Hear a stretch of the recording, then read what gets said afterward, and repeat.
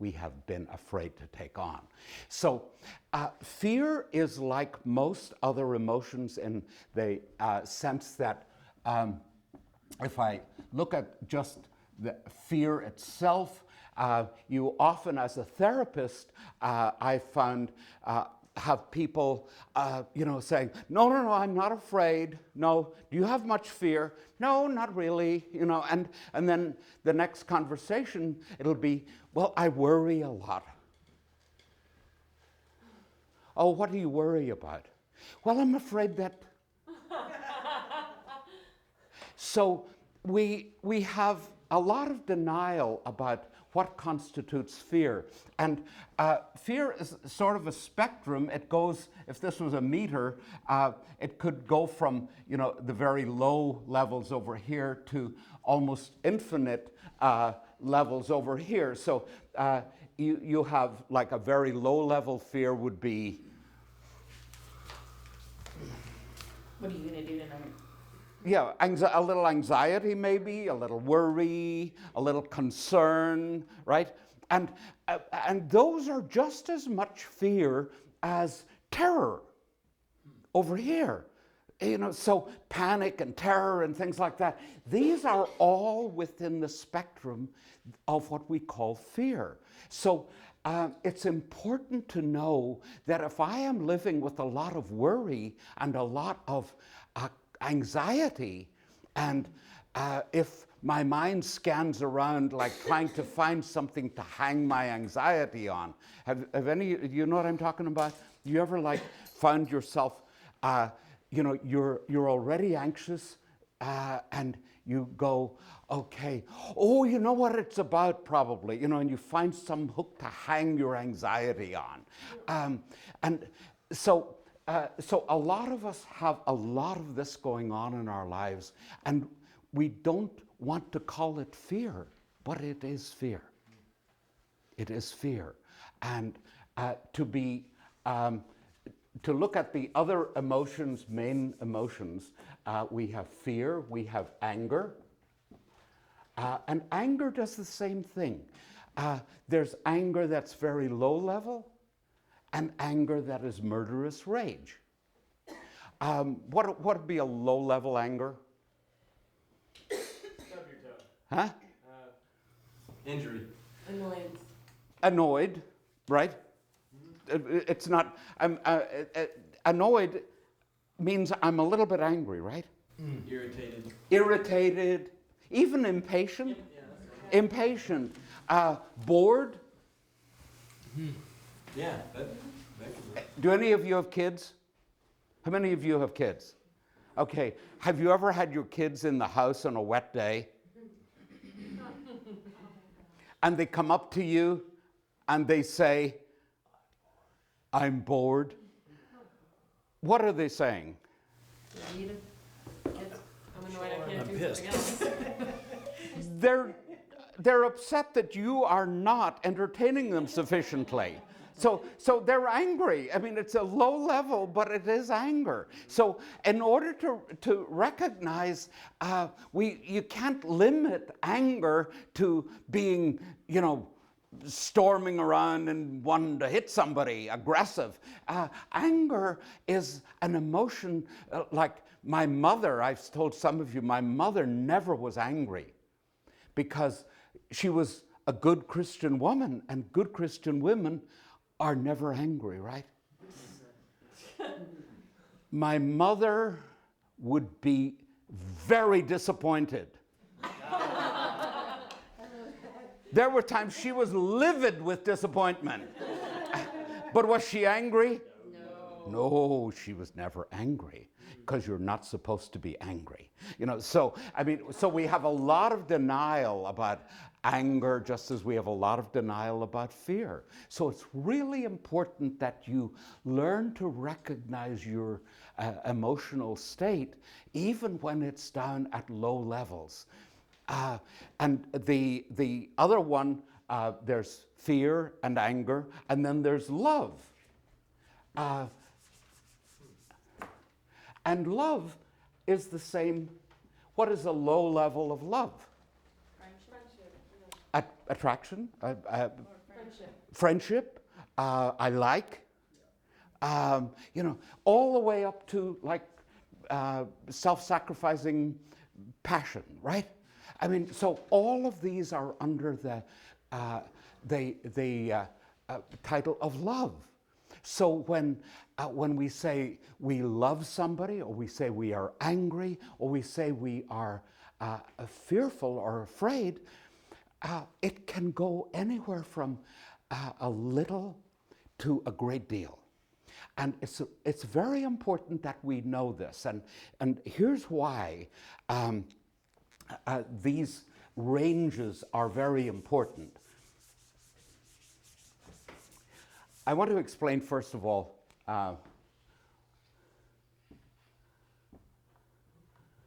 the mind. Okay. You've heard people talk about feelings, and you've heard people talk about emotions. And a lot of the time, and it's just fine, a lot of the time they're used as though they mean the same thing, that they're synonyms. They really are not, though. They're not synonyms. We use this like if you injured your knee,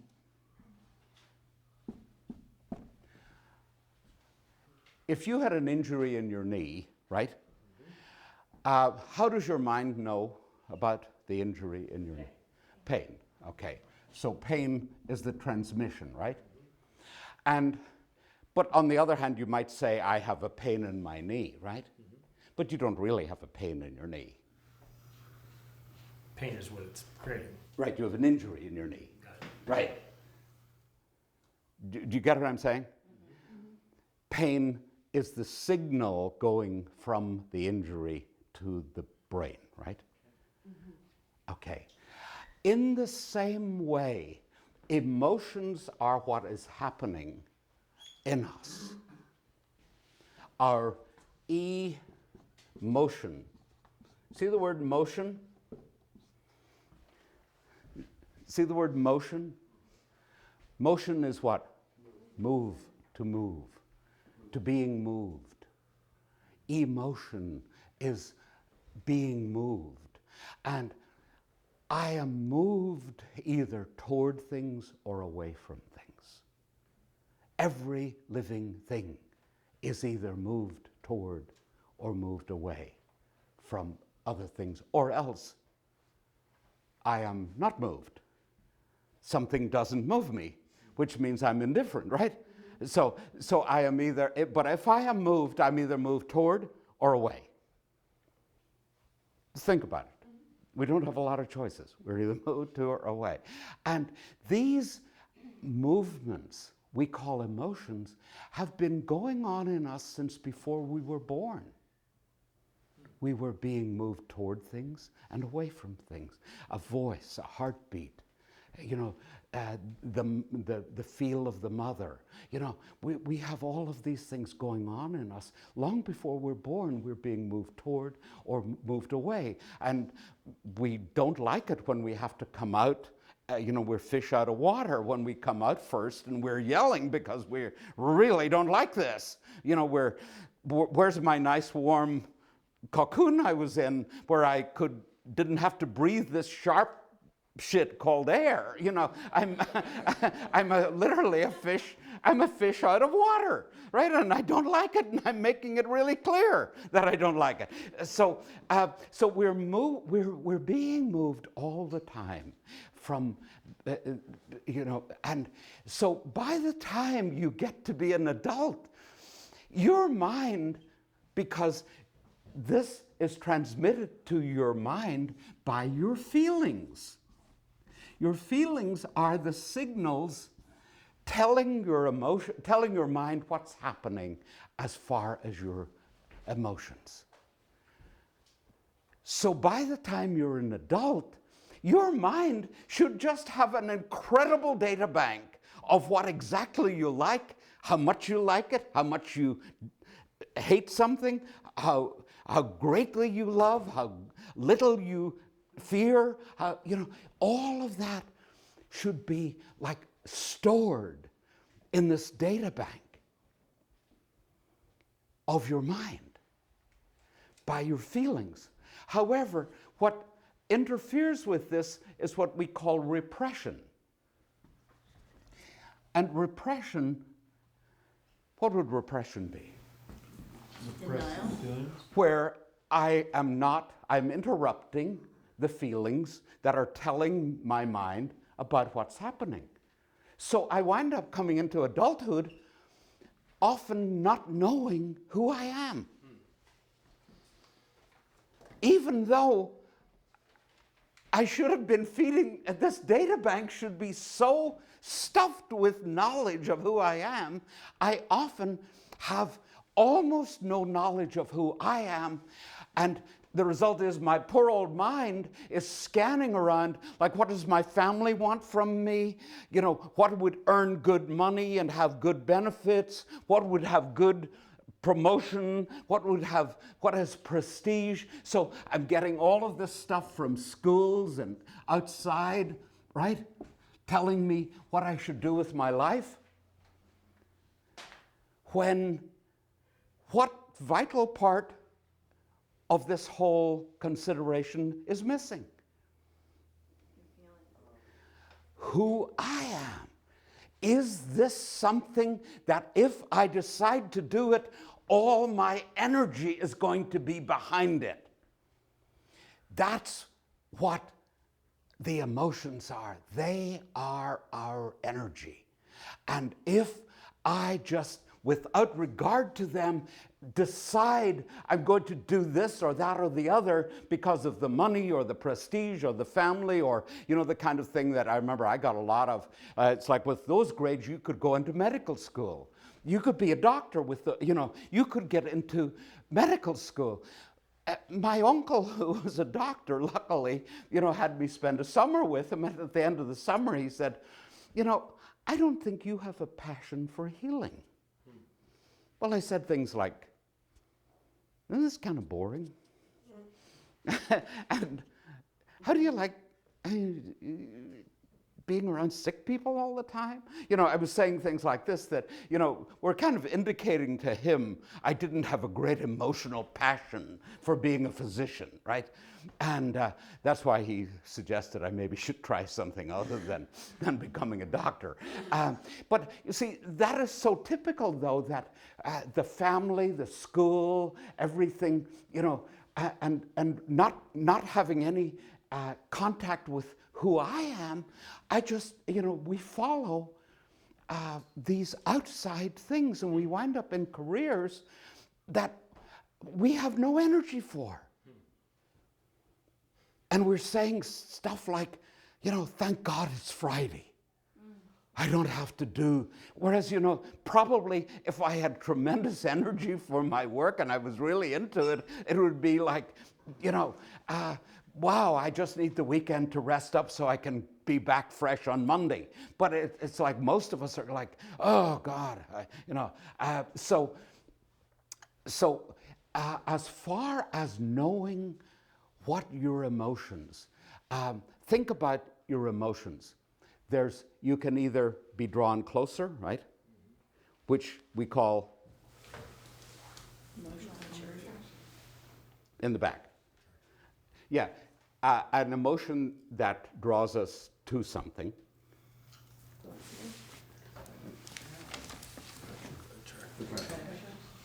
Attraction? Passion. Okay, or we call it poetically, we call it love often, right?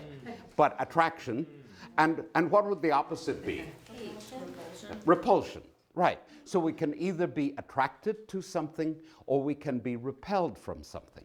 And if you just think about it for a second, there's kind of two ways in which you can put distance between you and something else. Right? I can either run away from you, flight, or I can drive you away, fight, which is anger and fear. So we essentially have three big movements of our energy. About everything in in our environment. Every person and everything else, we are either drawn toward them or we are repelled from them. Either we dislike them or we fear them.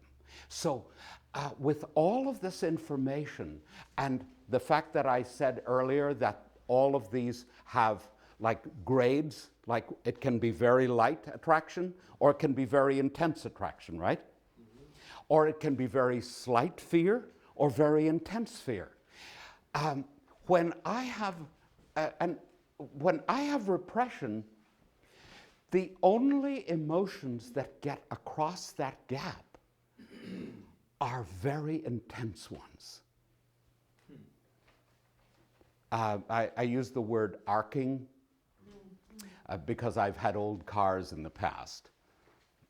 You know what happens if you have an old car on a dark night, if you have the engine running in an old car and you raise the hood? You ever see what's going on? Yeah. The whole fireworks display going on because the insulators are all bad and the power is jumping, right? It's jumping all around. It doesn't need to be connected, where it's supposed to be going. So a lot of the power is actually. So arcing is when you have an energy jumping a gap. So if you have you don't know that you're like slightly angry about something. I mean, other people might be coming up to you and going, "Are you okay?" And you go, "Yeah, I'm fine." But your face is showing it, right? Mm-hmm. Your face is showing you're depressed. Your face is showing you're scared or you're worried, right? But the mind isn't in on it. But then only when it gets to a certain level, then you get really angry, and sometimes then you do like totally inappropriate things, like you blow up, and then afterwards you're embarrassed because people are going, "Why do you get so upset over such a little thing?" They don't know that it's been building and building and building, and you haven't known about it, right? And only at a certain point does it arc across, and you now know, "Oh yeah, I'm really angry." But by this time, it's you've maybe done damage even. So when we're talking then about our emotions, the emotions are the things that tell you who you are. There's a sheet, actually, that one set of sheets that have the role of emotions in recovery. You got them there? Yeah, that's the one. And that is telling you about trying to, for reading afterwards, they try to explain the business of emotions, because a lot of times we don't get it. We hear therapists, asking us, "How do you feel about that?" And then they'll sometimes use the word about emotion as though it's the same as feeling. But actually, this here is your physical feelings, and this is the injury, right? So if we go back to the example of the knee that's injured, right? If I were to put an anesthetic in here that kept my mind from knowing about my injured knee, is the knee healed? No. And what happens is, because my mind doesn't know about the injury, I can go on and injure it more. And that's what happens to us emotionally. I have cut off from my mind my emotional life.